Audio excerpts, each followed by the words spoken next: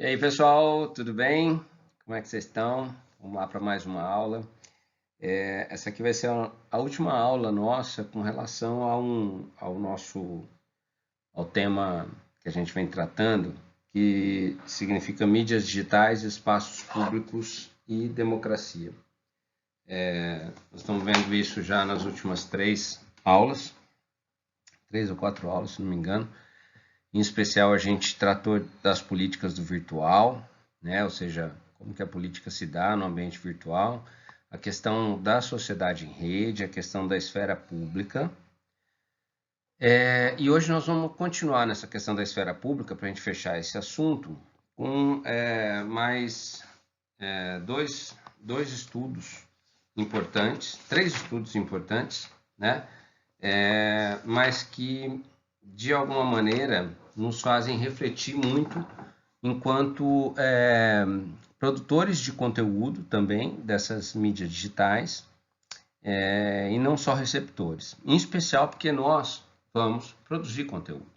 Nós vamos fazer parte dessa democracia das mídias digitais e temos que zelar muito por isso, porque o ambiente do cyberespaço é um ambiente que ele é livre, ele é democrático, mas ele precisa ser exercido dessa forma. E quem exerce dessa forma somos nós. Então, nós é que estamos no cyberespaço, nós é que determinamos a forma como é que nós nos comportamos dentro desse cyberespaço. Podemos sair melhores ou piores dele. Temos momentos em que a gente pode se divertir apenas e há momentos em que a gente tem que obter conhecimento. E há momentos ainda em que nós temos que debater. Nós temos que realmente produzir uma discussão que seja boa para todo mundo, né? A gente viu agora recentemente a questão do Jürgen Habermas, que eu até coloquei um texto lá para vocês no Aprender, para vocês se aprofundarem um pouquinho nisso, da questão da esfera pública como um espaço realmente de entendimento entre as pessoas, e não um espaço entre pessoas para que alguém ganhe ou alguém perca, né? Que é muito que acontece, acaba acontecendo nas redes sociais, né? Mais recentemente nas redes sociais. Então nós temos que saber usar isso, né, gente? Nós precisamos ser um pouquinho melhores, nós precisamos sair um pouquinho melhores de todo esse processo, em especial porque somos comunicadores, lidamos com a comunicação, com a informação, e nós temos essa responsabilidade de lidar bem com isso em todos os locais, em todas as esferas, inclusive nas esferas públicas. O que a gente vai ver hoje, então, é um pouco mais de um avanço em cima de esfera pública, e vamos então matar essa questão das mídias digitais, espaços públicos e democracia. Beleza? Eu gosto sempre de começar as aulas fazendo algumas marcações, né, relembrando alguns conceitos. E um conceito importante que nós vamos lembrar agora é o conceito de esfera pública. O que é a esfera pública? A esfera pública é o espaço de manifestação de ideias, né? Essas ideias são responsáveis pela formação da opinião das pessoas a respeito de determinados temas. Então, normalmente, é na esfera pública em que os assuntos são debatidos e as opiniões são formadas, para depois serem levadas para outros espaços. A esfera pública ela é diferente do espaço público, porque este é somente um local onde as pessoas se reúnem.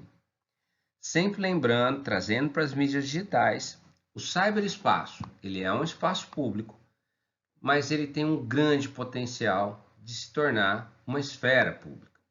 Então, é nesse ponto que a gente continua a tratar essa questão. Eu falo isso porque o conceito de esfera pública não surgiu com a internet, ok? Não surgiu com o cyberespaço. É um conceito antigo, é um conceito já trabalhado há muitos anos, mas ele é adaptado em diferentes meios. Um desses meios em que ele é adaptado, em que a esfera pública é adaptada, é o cyberespaço. Correto? Tudo bem? Então vamos lá, vamos partir. Para o pesquisador Peter Dahlgren, a internet ela fez com que o cyberespaço se tornasse um grande espaço público com um grande potencial para se tornar esfera pública. É isso que a gente estava falando. Por que ele tem um grande potencial para ser transformado em esfera pública?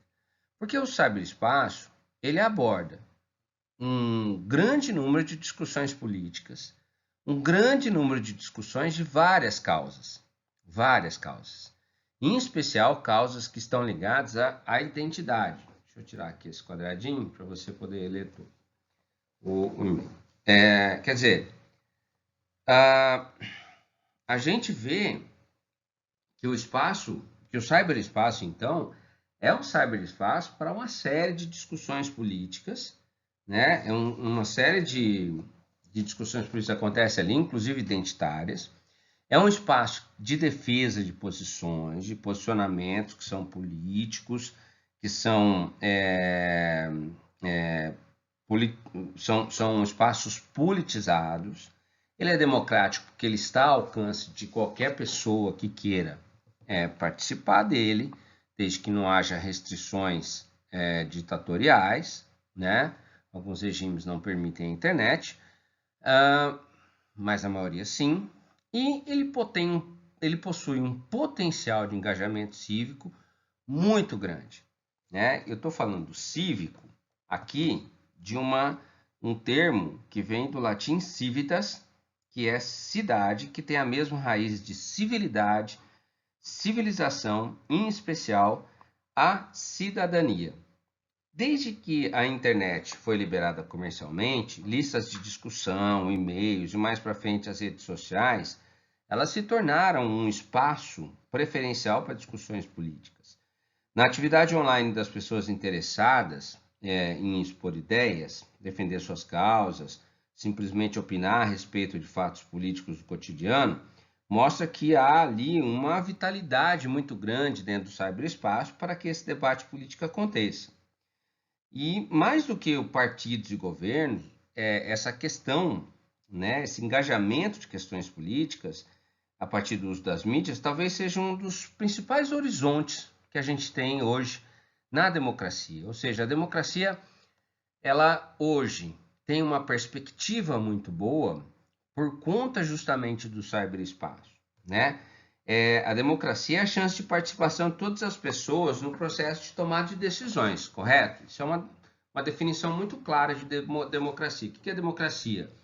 Todos participam, né? Todos participam do processo de tomada de decisões, ao contrário dos regimes autoritários. E pelo menos, em teoria, qualquer pessoa pode ter um engajamento cívico no cyberespaço. Eu falo potencial porque nem todos acabam se envolvendo. Por quê? Porque é uma decisão pessoal também. Seja porque não há uma educação, isso vem talvez de casa, ou ele não teve uma educação razoável na formação básica dele, ou ele decidiu que ele não quer. Tem sujeitos que são apolíticos. Ou seja, tem pessoas que não querem discutir política em hipótese alguma. Então, nem todo mundo vai aderir a essa questão de civilidade. O Dahlgren não acredita que a simples conexão só possa imediatamente fazer com que haja uma participação democrática dos cidadãos. Em especial, ele diz o seguinte, como se estar online despertasse algum tipo de política. Ao contrário, a participação política ela está longe de ser muitas vezes, o interesse da maior parte das pessoas que se conectam. E a gente também, vamos colocar aqui também, que se a gente entrar, vamos lá, se eu fizer 10 entradas na internet por dia, eu tenho desejos de participação política em 2 vezes, 1 vez ou 3 vezes no máximo. O restante eu estou querendo outras situações. E normalmente essas outras situações mais ligadas à cultura, mais ligadas à diversão, entretenimento, né? Questão de aquisição de conhecimento, etc. Mas a questão da participação política ela é pouca, né? Quer dizer, se a gente pensar então, em especial, pensando na política como essa noção nossa de espaço de participação democrática, tá bom? Isso faz muita diferença para a gente, é o que o pesquisador Peter Dahlgren O Dworkin, porém, considera que o cyberespaço não forma somente uma esfera pública. Olha só que interessante. Mas ele forma várias esferas públicas, né? Então, ele diz o seguinte, que a noção de mobilidade dos aparelhos e o acesso à rede por pessoas do mundo todo e com várias identidades acaba proporcionando que no cyberespaço não ocorra apenas uma esfera pública de participação, né? Isso, ele faz uma referência a isso, especialmente por conta dos grupos identitários, e faz também uma referência ao domínio dos meios de comunicação de massa na formação das esferas públicas. O que o Dworkin considera é que o que o cyberespaço provocou de importante na construção da esfera pública foi que ele proporcionou outras esferas públicas. Por isso que ele gosta de colocar isso no plural, né? Ou seja, ele entende que essa participação, né, do cidadão na internet, a presença de dispositivos móveis, como os tablets, celulares, isso faz com que, muitas vezes, a participação em esferas públicas seja cada vez mais ágil, né? Vão formando engajamentos momentâneos, vão formando grupos interessados em defender pontos de vista. Dessa forma, os comentários de blog, os vídeos, as interações nas redes sociais, outras formas de participação, eles vão, na verdade, criando várias públicas e não uma só. Isso é bem interessante porque o princípio da esfera pública normalmente está muito mais restrito a alguns poucos espaços, mas a internet abre isso, né? Ela provoca, na verdade, uma possibilidade maior de abertura de novas esferas públicas de discussão. A presença de várias esferas, então, só se dá por conta da conexão proporcionada pela internet. E assim, a gente parte para um outro estudo de um outro pesquisador chamado Yochai Benkler, que ele vai falar, então, das chamadas esferas públicas conectadas. Gente, eu quero chamar a atenção aqui de vocês para uma coisa. Até coloquei aqui o quadrinho. Olha só. Eu vou voltar, já falei isso agora há pouquinho, e quero reforçar para vocês. A noção de esfera pública é anterior à criação da internet, ok? Acontece que antes da internet eram poucos os espaços públicos e muito pouco democráticos esses espaços públicos, para que se tornassem esferas públicas de discussão. Lembre, esfera pública onde se forma opinião, espaço público onde as pessoas se reúnem. Bom, quando a internet surge, o cyberespaço acontece. Ele é formado diariamente por milhões e milhões de pessoas que se reúnem nesse lugar, tornam esse lugar um espaço público, porém, a partir do momento em que elas discutem, debatem, criam conhecimento, elas estão tornando o cyberespaço uma esfera pública. Mais do que isso, como dá algum eles tornam o cyberespaço várias esferas públicas. Por quê? Porque são nichos, são grupos especializados, cada vez mais segmentados, discussões cada vez mais segmentadas, né? Grupos identitários, grupos de minoria, grupo de maioria. E isso faz com que a gente tenha um espaço democrático ainda mais efetivo, ainda mais amplo, né? E quando a gente fala das esferas públicas no cyberespaço, existe um estudo que é do Yochai Benkler, que ele fala que ele na verdade dá uma nomeação para isso. Ele fala que são as esferas públicas conectadas.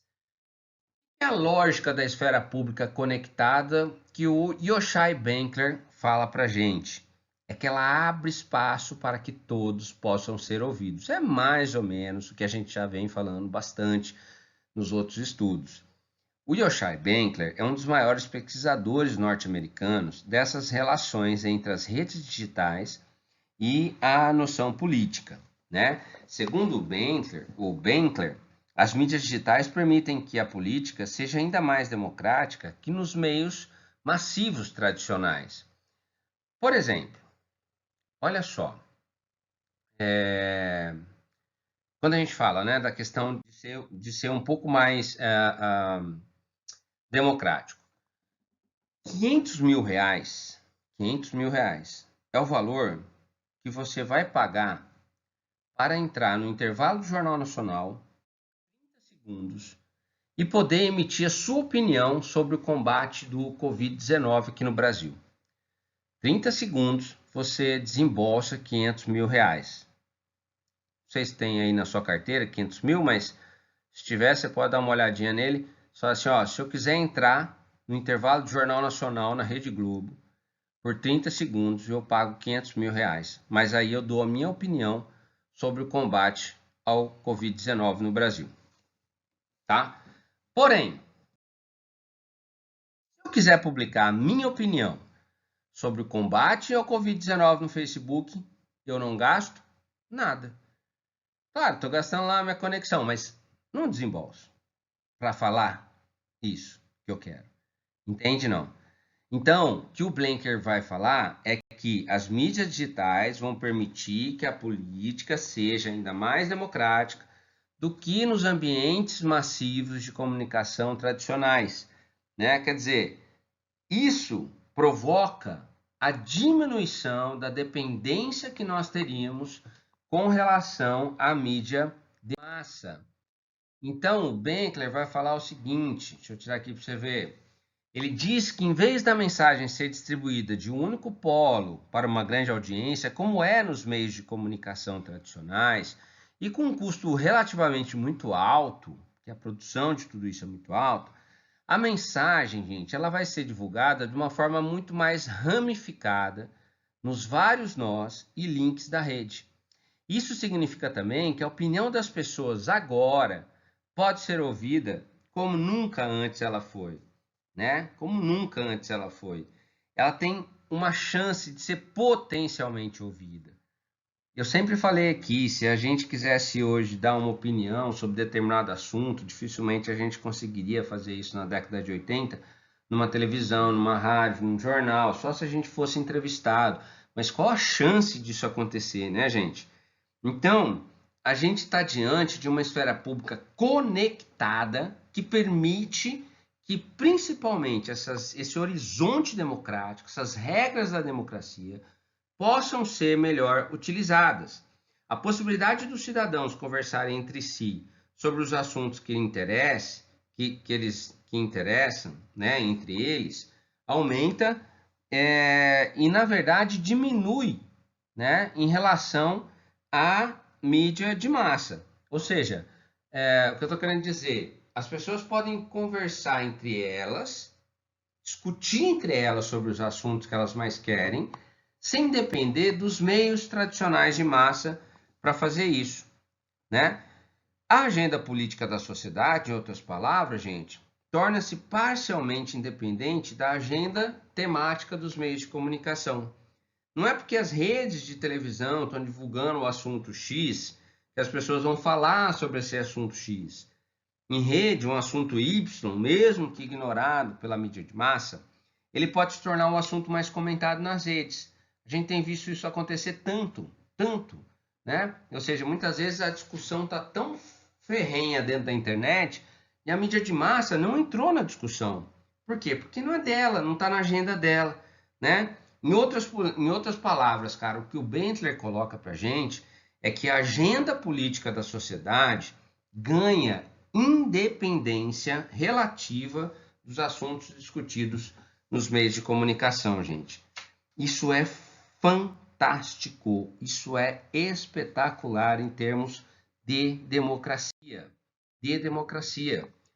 O Bentler aponta que a esfera pública conectada é a forma mais próxima que nós possuímos de um ambiente democrático de discussão. Especialmente porque está livre da agenda dos meios de comunicação. A internet vai criar possibilidades de participação na esfera pública, obviamente, muito grande, muito importante, e faz com que a gente possa desenvolver as nossas ações, desenvolver nossas discussões, encontrar nossos pares, conversar com pessoas que são importantes nesse processo e faz também, principalmente, gente, com que nós possamos criar conhecimento em parceria com várias outras pessoas. Muitas vezes o que eu penso é completado por um outro pensamento, é completado por uma outra reflexão e assim por diante, né? E é nesse sentido que a esfera pública vai se formando dentro do cyberespaço. A capacidade que nós temos de organização da sociedade civil no ambiente das redes, ela caminha muitas vezes em paralelo hoje com o que a mídia de massa faz, né? E aí, gente, eu acho isso fenomenal porque, de alguma maneira, estamos nos libertando cada vez mais de uma espécie de uma tirania dos meios de comunicação de massa. Então, eu não preciso esperar, vamos colocar assim, eu não preciso esperar que o Jornal Nacional vá para o ar, ou o Jornal da Record vá para o ar, para eu saber o que eu vou ter que pensar hoje. Entendeu? Eu já tenho esse pensamento fixo, eu já tenho esse pensamento pronto na minha cabeça, já tenho esse pensamento formado na minha cabeça e que está sendo intensamente discutido nas redes sociais, nos meus espaços de comunicação dentro do cyberespaço. Isso não significa, importante, isso não significa que todos os usuários conectados passarão a ser engajados politicamente. A gente já falou disso, o Dow Green fala isso também. Isso não significa que todos os usuários conectados vão ser engajados politicamente, mas abre um importante caminho para uma evolução dentro dos ambientes democráticos. Agora, gente, há muita guerra para ser disputada ainda, né? A gente, de alguma maneira, o que nós temos visto nesse módulo sobre mídias digitais, democracia, espaços públicos, é que, obviamente, nós avançamos muito, nós conseguimos entender que a internet ela proporcionou para a gente uma possibilidade muito grande de novas discussões, de novos debates, mas ela ainda é um espaço que precisa, não de regulamentação, a regulamentação seria uma grande bobagem, mas, na verdade, ela precisa de uma conscientização por parte das pessoas, né, para fazer um bom uso dela, né? Quando a gente tem um bom uso da internet, quando a gente entende que a internet está sendo bem utilizada, né, nessa perspectiva de participação política, nessa perspectiva da presença do sujeito dentro dessa esfera pública, quando a gente pensa nisso, a gente está pensando que ele é também responsável por aquilo que ele emite em termos de opinião. Então, é importante que a gente entenda que é um espaço muito bom para formação de esferas públicas conectadas, mas a gente precisa se livrar de alguns problemas que ainda existem. Em especial, a conscientização das pessoas, mas também existem alguns outros problemas que aí eu vou querer que você, agora, para um complemento dessa aula, que você vá lá no Aprender e que você leia uma entrevista com o pesquisador e jornalista inglês Jamie Bartlett. Ele lançou agora, recentemente, um livro chamado Pessoas versus Tecnologia, ou seja, o povo versus tecnologia, como a internet está matando a democracia e como nós podemos salvá-la também. É uma tradução mais ou menos livre aí. É um livro muito recém-lançado, se não me engano é um livro que não tem ainda em português, mas existe foi feito, a agência pública fez uma entrevista com ele, e eu disponibilizei essa entrevista lá no Aprender, e eu quero que você vá lá agora, tem que ser agora, e você leia essa entrevista para você complementar essas informações que eu passei nessa aula. Beleza? Dessa forma, a gente finaliza toda essa questão sobre mídias digitais, espaço público, política e esferas públicas, e a gente daí vai partir para outro para outro tema, né? A gente já vai partir para outro tema, que é, na verdade, a vida conectada, né? Os ambientes da vida conectada. Mas esse módulo aqui foi importante porque a gente entende a nossa participação política dentro do ciberespaço. Então, ó, terminando a aula agora, vai lá para aprender, pega essa entrevista, leia, e aí você vai organizar na sua cabeça tudo isso que a gente está falando. Firmeza? Gente, grande abraço para vocês. Foi muito bom tê-los aqui mais uma vez. E até a próxima aula. Abração!